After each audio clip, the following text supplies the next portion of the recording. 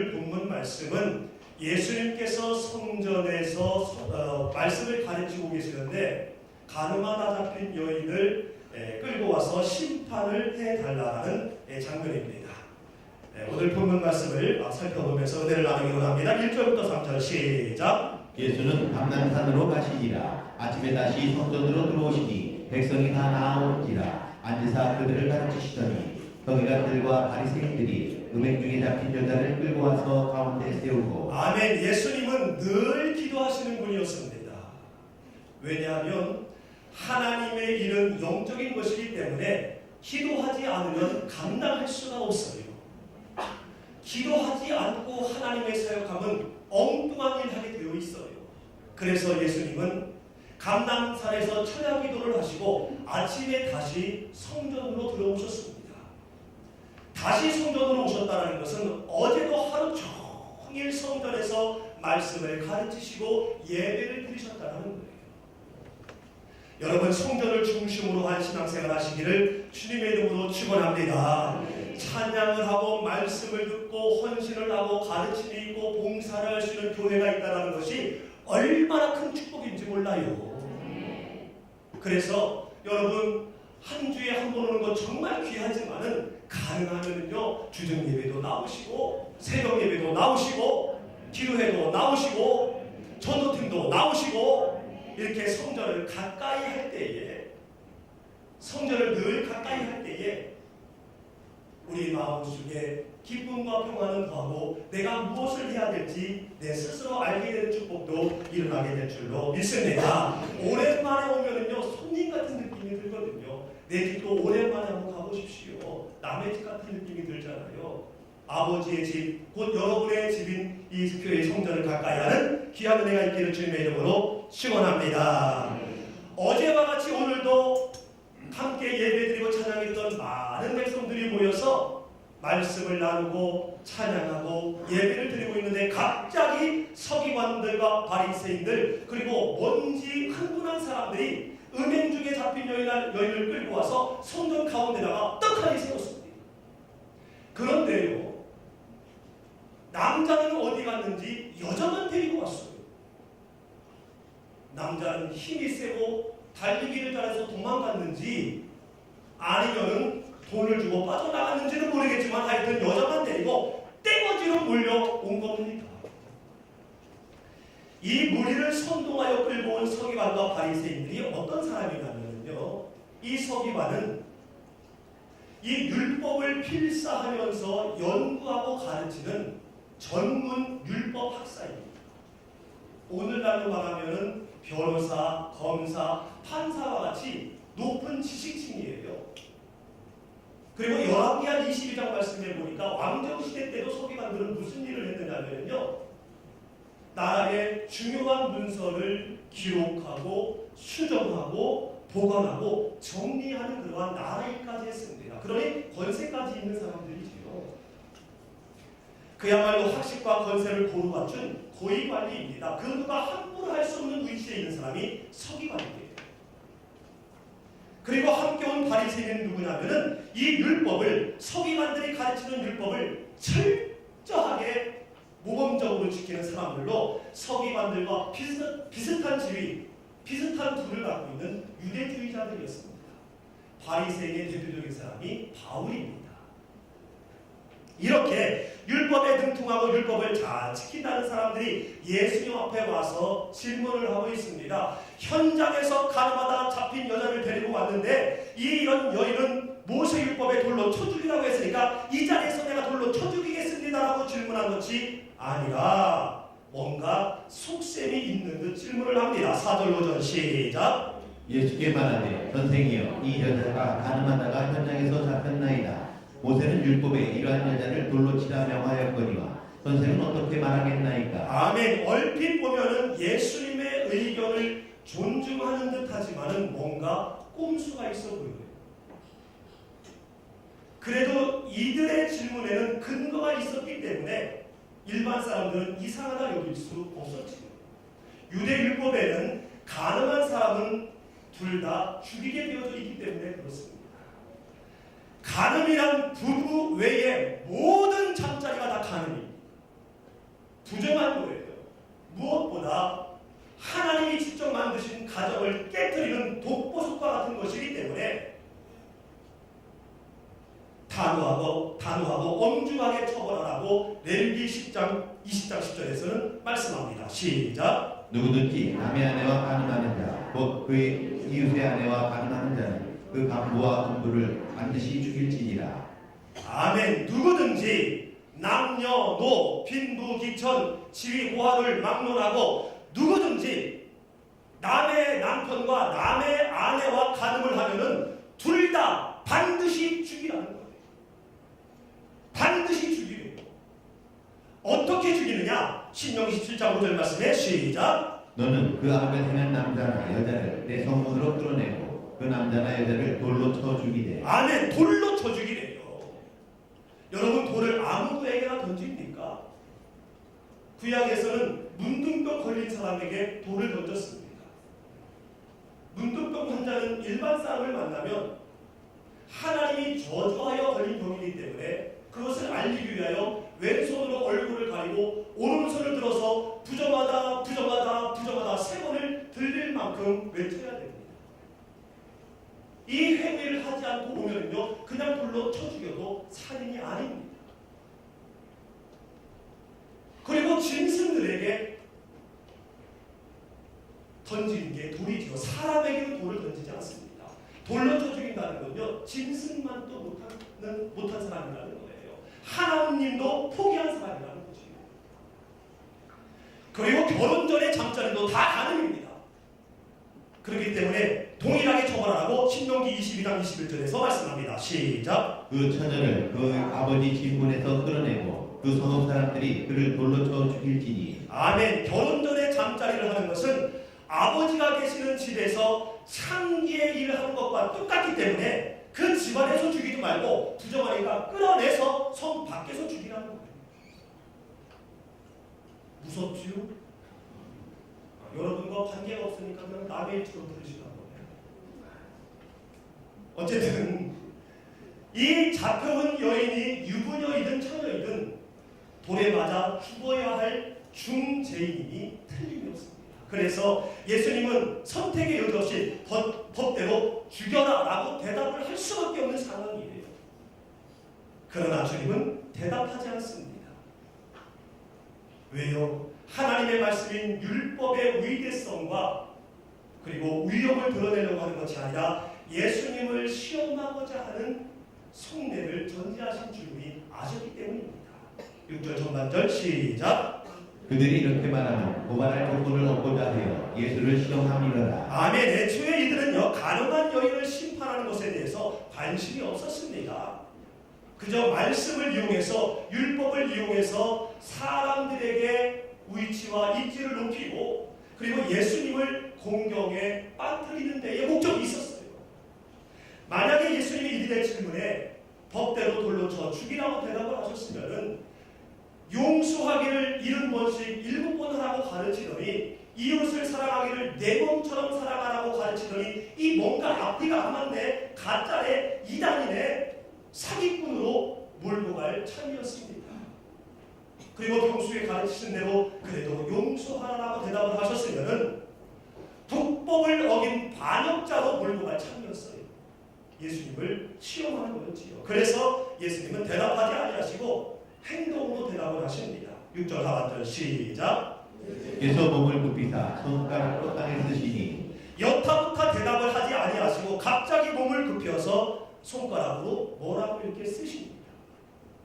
뭐라고 이렇게 쓰셔요.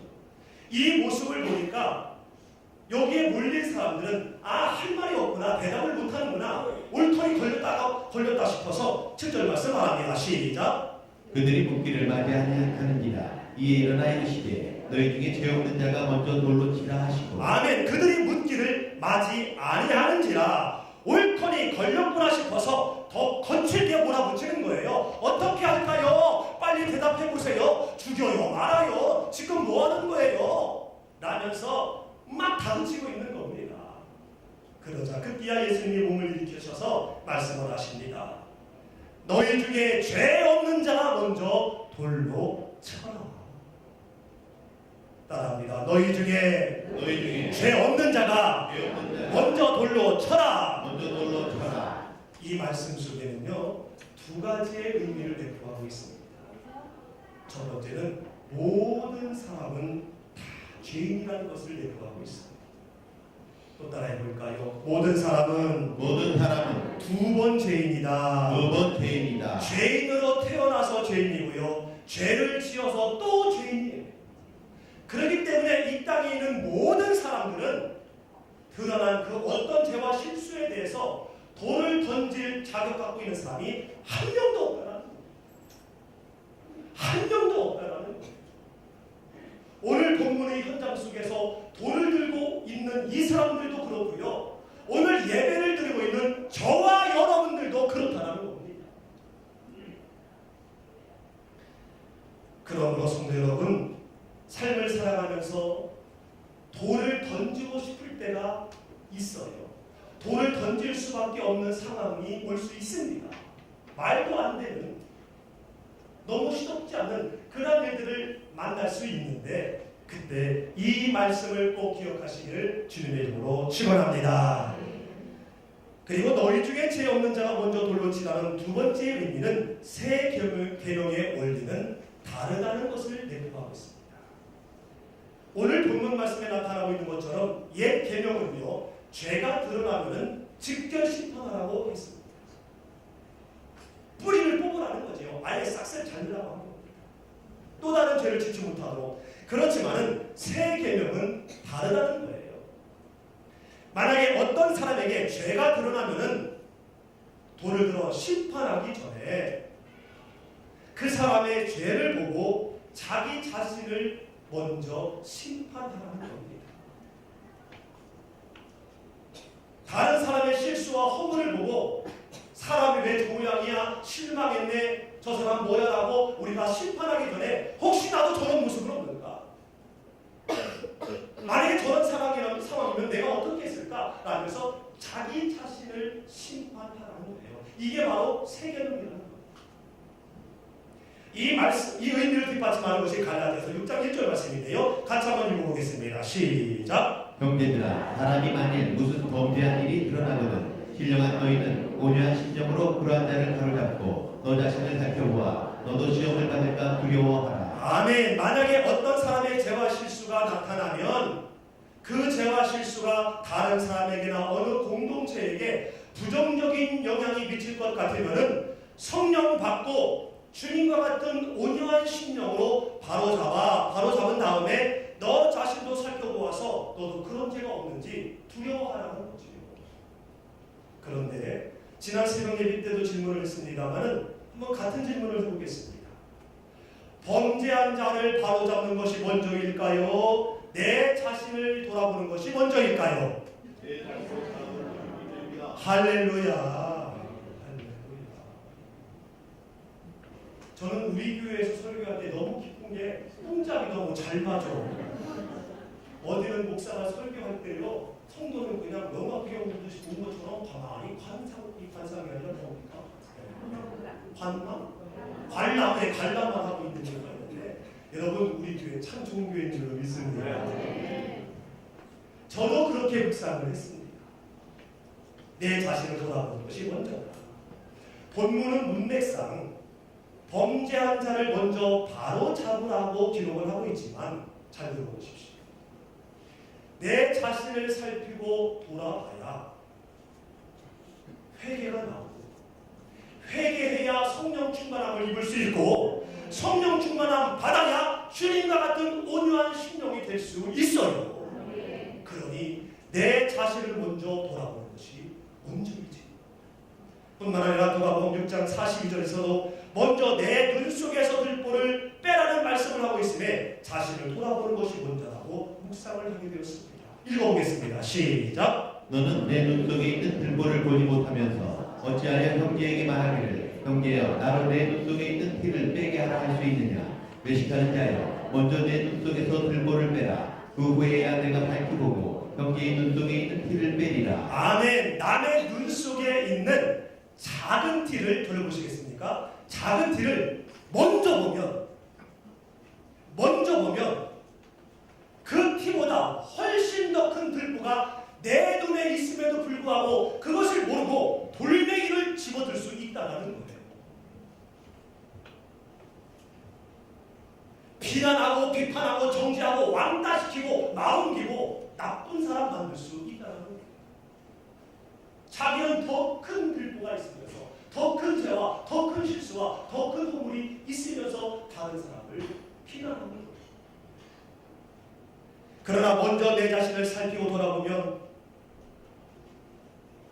회개가 나오고 성령 충만받고 온유한 심령이 됨으로 말미암아 남의 눈에 있는 티와 같이 잘못하고 실수하고 죄를 범한 그 모든 것들을 감싸고 온유한 마음으로 사랑하고 용서하게 되어서 그 사람이 바로 잡아질 수 있게 한다는 겁니다.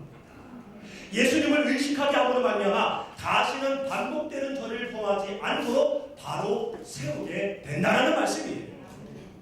사랑하는 성도 여러분, 하나님의 자녀로서 성령의 열매를 맺으려고 얼마나 수고하고 애쓰십니까? 사랑하려고 하시고 희락과 화평과 온유와 자비와 양선의 열매를 맺으려고 얼마나 열심히 심고 계십니까? 그럼에도 불구하고 돌을 들 수밖에 없는 상황 참 많습니다. 돌을 들게 하는 사람들 정말 많아요. 그런 상황들 정말 많습니다. 그렇지만 우리는 새 계명을 받은 은혜의 시대에 살고 있는 축복된 사람들입니다. 그러므로 돌을 들게 하는 그 사람을 보고 분노케 하는 그 일을 보고 오히려 여러분 자신을 돌아보시기를 바랍니다. 그런데 여러분은 성령 충만해지고 온유한 삶을 살게 됨으로 말미암아 여러분을 통해서 예수님을 보게 되고 바로 서게 되는 역사가 일어나게 될 줄로 믿습니다. 할렐루야. 우리 8절 말씀 시작. 다시 몸을 굽혀 손가락으로 땅에 쓰시니. 아멘. 죄 없는 자가 먼저 돌로 치라고 말씀하신 다음에 뭘 할 줄 아셨더니 또다시 아까처럼 몸을 굽혀서 땅에다가 또 그저 뭐라고 쓰십니다. 뭐라고 쓰셨는지 정말 궁금해요. 혹시 아시는 분이 있습니까? 네. 뭐라고 쓰셨을까?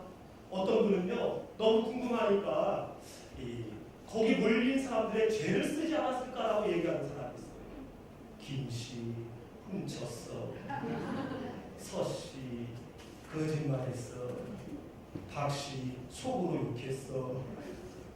만약에 그 죄를 썼으면요, 예수님이 거기서 돌 맞았을 거예요. 사람의 분노는 순식간에 올라오거든요.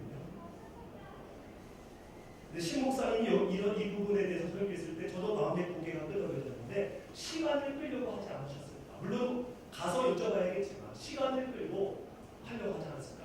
정말로 인생 끝장낼 것처럼 화가 나고요. 시간이 지나면요 다 별거 아니거든요. 그리고 눈을 피하기 위해서 몸을 낮추지 않으셨을까? 사람이 눈을 마주치면요 분노가 일어나게 되어 있어요. 평범한 사람도 눈 마주치면 뭘 봐 하면서 시비가 시작되잖아요. 뭘 봐?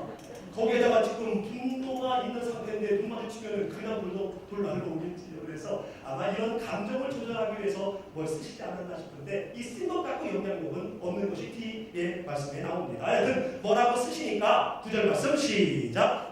그들이 이 말씀을 듣고 양심의 가책을 느껴 어른으로 시작하여 젊은이까지 하나씩 나가고 오직 예수와 그 가운데 섰던 여자만 남았더라. 아멘. 말씀을 듣고 예수님이 땅에다 뭐라고 그저그저 쓴 그 글을 본 것이 아니라 죄 없는 자가 먼저 돌로 치라는 그 말씀을 듣고 양심의 가책을 느꼈대요.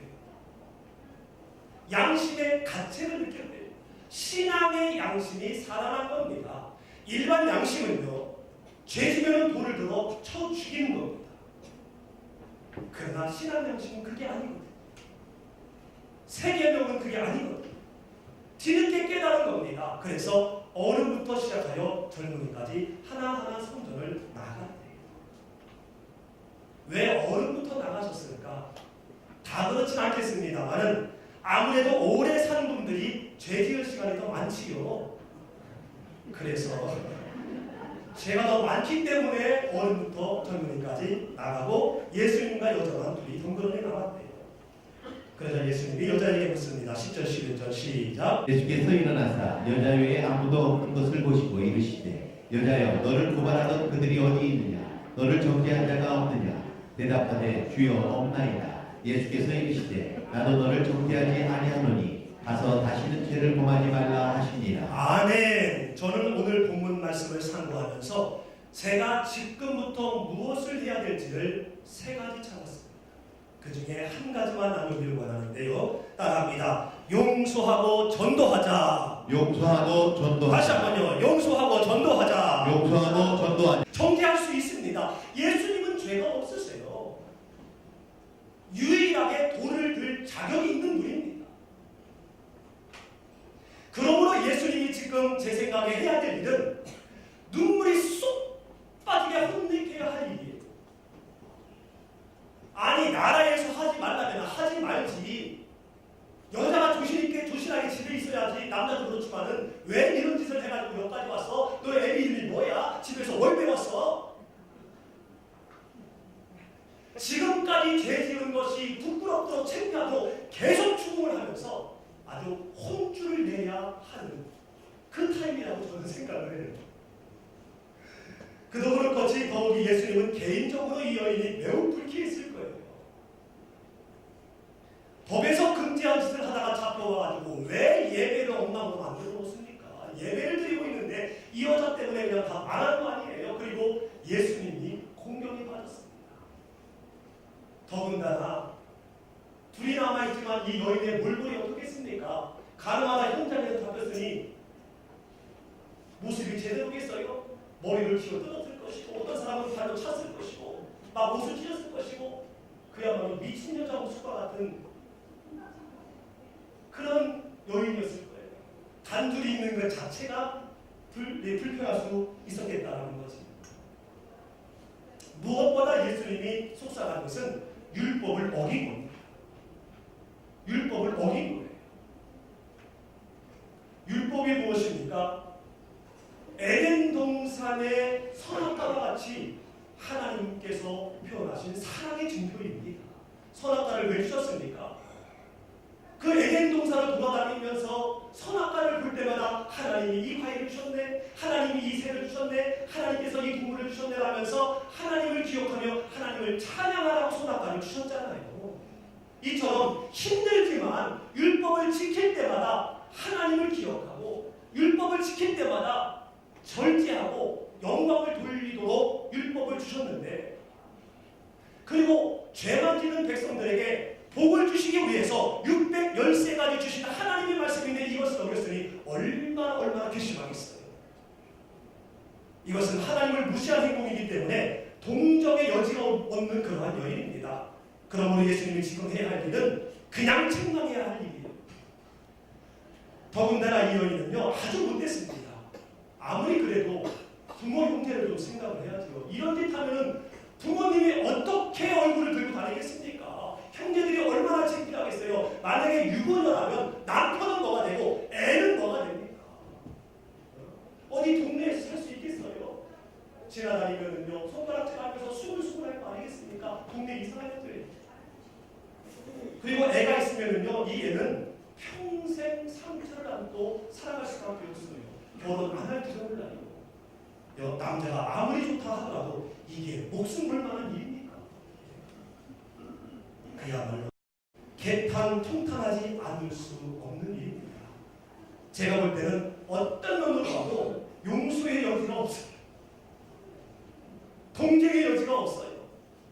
돌에 맞아 10번 죽어도 마땅합니다. 그러나 예수님은 11절 중반절에 뭐라고 말씀합니까? 시작. 나도 너를 정죄하지 아니하노니 가서 다시는 죄를 범하지 말라 하시니라. 아멘. 정죄하지 아니하노니 다시는 죄를 범하지 말라. 무엇입니까? 사람들은 온통 드러난 이 여인의 죄에 관심을 갖고 죽이려고 달려들었습니다. 그러나 예수님의 관심은 이 여인의 드러난 죄보다 영원이었습니다. 이 여인의 영원 구원에 예수님은 관심이 있었던 거예요. 이 드러난 죄로 심판받고 비난받다가 영혼까지 망가지면 어떡하나, 구원받지 못하면 어떡하나에 더 관심이 있었던 거예요. 상관의 명령에 의해서 아무것도 모르고 예수님을 죽이는데 앞장서고 있는 로마 병력들을 향해서 저들의 죄를 용서하여 주시옵소서. 저들이 무슨 일을 하는지 저들이 알지 못하니이다라고 그 영혼들을 위해 관심 갖고 기도하셨던 것처럼 이 예수님은 이 여인의 그러한 죄보다 영혼권에 더 관심을 갖고 있으셨던 겁니다. 그래서 나도 너를 정죄하지 아니하니 가서 다시는 죄를 범하지 말라고 말씀하고 있는 겁니다. 나도 너를 용서하니 다시는 죄를 범하지 말라. 나는 너를 얼마든지 정죄하고 죄값을 치르게 할 수 있는 능력이 있지만은 그래도 네 육신은 그 모양이지만 영원한 구원을 얻어야 되니까 용서하니 가서 다시는 죄를 범하지 말라고 기회를 주고 있는 겁니다. 다시는 죄를 범하지 말라는 것은 다시 반복되는 죄를 범하지 않도록 하나님의 은혜 안으로 들어가라는 거예요. 하나님의 은혜 안으로 들어가라는 거예요. 무슨 말씀이냐면 너의 능력으로는 또다시 죄를 지을 수밖에 없다. 네 실력으로는 또다시 가서 가려갈 수밖에 없기 때문에 일거수일투족을 감찰하시는 전능하신 하나님을 의식해서 죄짓지 말고 네 영혼도 구원받아야 된다고 전도하고 계시는 거예요. 전도하고 계시는 거예요. 사랑하는 성도 여러분, 용서할 수 없는 상황에서 용서하고 사랑하면 먼저 내 영혼의 기쁨이 충만해집니다. 그리고 그 사람은 더 이상 육신의 죄 짓지 않게 되어지고요. 그 사람의 영혼도 구원받는 역사가 일어나게 될 줄로 믿습니다. 사랑하는 성도 여러분, 말씀의 결론을 맺으려고 합니다. 지금까지 살아오시면서 도저히 용서할 수 없는 사람이 아직도 있습니까? 생각만 해도 치가 떨리고 몸서리 쳐지는 사람이 있습니까? 오늘 말씀대로 우리는 은혜의 시대에 살고 있는 축복의 사람들입니다. 이 축복의 사람답게 그 사람의 죄와 그 사람의 실수를 거울 삼아 거기에 여러분의 마음, 여러분의 생각, 여러분의 언어, 여러분의 행동을 한번 비춰보십시오. 그리고요, 그 사람의 괘씸한 모습 자체보다 그 속에 있는 영혼을 바라보시며 이제는 용서하십시오. 이것이 지금 여러분이 하실 일입니다.